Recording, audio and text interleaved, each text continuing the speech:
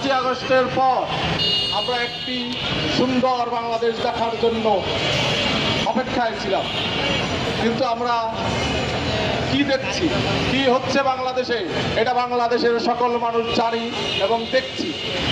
কারা এই দখলবাজি চাঁদাবাজি করছে, কেন করছে, এদেরকে থামাচ্ছে না কেন? পুলিশ, আমাদের আইন শৃঙ্খলা বাহিনী যারা আছেন তারা দেখছে, তাদের চোখের সামনে এসব হচ্ছে, কিন্তু কেউ থামানোর চেষ্টা করছে না।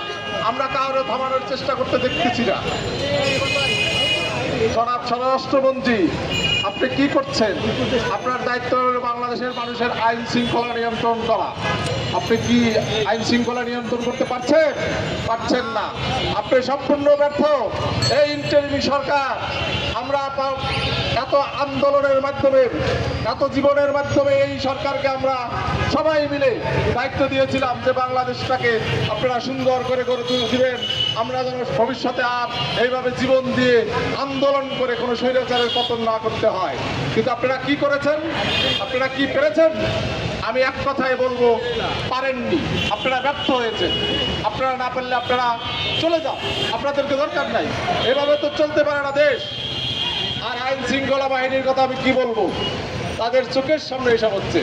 তারা বলে আমাদের লোকবল নাই, আমরা পারি না, আমরা পাচ্ছি না। আমরা এই আইন শৃঙ্খলা সংস্কার কমিটি দেখছি, সংস্কার কমিটি গঠন করা হয়েছে, ফলাফল কি? কোনো রেজাল্ট আছে? 11 মাস আমরা কোনো এই কমিটির কোনো রিপোর্ট পেয়েছি? সরকার বলছিল প্রথম এসে যে আইন শৃঙ্খলা ভঙ্গুর অবস্থা, আমাদেরকে একটু সময় দিন। আমরা বলছি ঠিক আছে, আমরা সব কিছু মেনে নিচ্ছি, ঠিক আছে আপনারা সময় নেন। বলছে 3-4 মাসের মধ্যে একটি সুন্দর আইন শৃঙ্খলা বাহিনী আমরা তৈরি করব। কিন্তু আমরা কি দেখলাম 11 মাস পর এসে? বাংলাদেশের আইন শৃঙ্খলা বাহিনী আগের চেয়ে আরো যা তা অবস্থা, বাজে অবস্থা।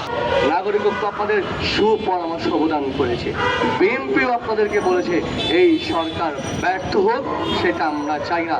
প্রত্যেকটা দল যখন আপনাদেরকে এভাবে সাপোর্ট দিচ্ছে, তবে কেন সংস্কারের নামে দিন পার করছেন, অথচ সংস্কারের সব পর্যন্ত করতে পারছেন না?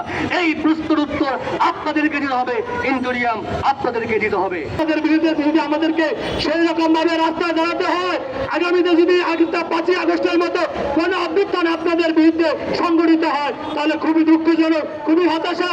কারণ আপনাদের সাথে আমরা দীর্ঘদিন আন্দোলন সংগ্রাম কাঁধে কাঁধ মিলিয়ে করেছিলাম। কেন করেছিলাম? এই চাঁদাবাজি, লুটপাট আর ধান্দাবাজির জন্য।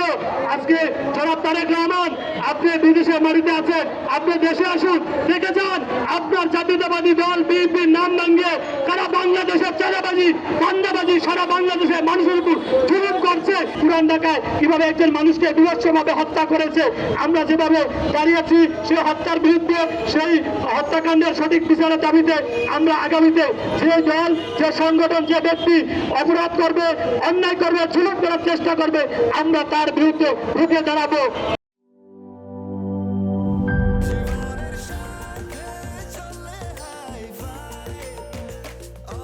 স্বাস্থ্যকর অল টাইম, সব সময় অল টাইম হেলদি লাইফ।